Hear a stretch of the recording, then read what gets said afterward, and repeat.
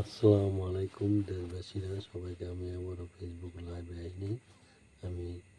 Video করতেছি একটা কথা বলার জন্য। কিন্তু কথাটা কি, এক নম্বর এসে যে ধর্ষণ মামলা হামলা, এটা আমাদের ব্যারিস্টার জাইমা রহমানে বলছে, আমাদের ভাতিজি, আমাদের মন্ত্রী তারেক রহমানের মেয়ে, এ বলছে কোরআনেরই যদি আইন পাশ হয় তো এরে দূর হয়ে যাবে কোরআন, এই দর্শন মামলা হামলা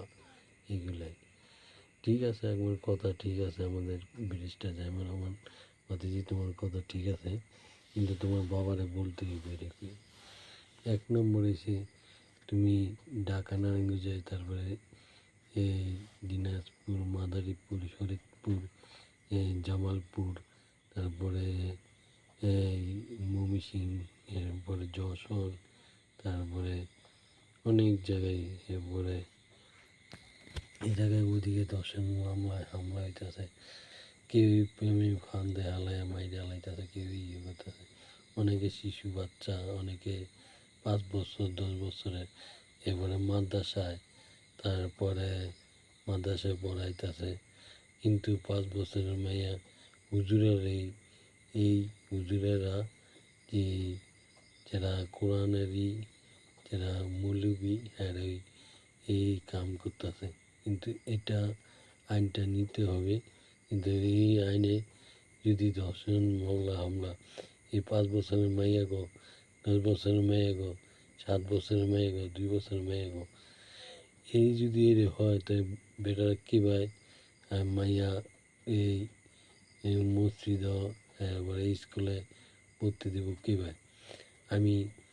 প্রধানমন্ত্রী তারেক রহমান স্যার এই এই উদ্যোগটা যদি নেন, যে যারা এটা করবো, 10 বছরের সাজা আর মৃত্যুদণ্ড, আর দিয়ে 5 লক্ষ টাকা জরিমানা, যারা করুক, এর যদি করেন তাই আর জীবনে কোনো হুজুর, কোনো সারারা, কোনো কেরা, কোনো এই ধর্ষণ মামলা হামলা করবো না। এই আইনটা যদি করতে পারেন, আমি সর্বশেষ সালাউদ্দিন স্যারের বলতেছি, আইনমন্ত্রীকে বলতেছি, এই কামটা করেন, তো আর জীবনে কোনো শিশু হত্যা হবে না, শিশু ধর্ষণ হবে না, কোনো নারী নির্যাতন হবে না, আর কোনো হবে না। আর 1 নম্বরে এসে এই যে রাত 2টা নাই 3টা নাই 1টা বাজে নাই, এই বাবা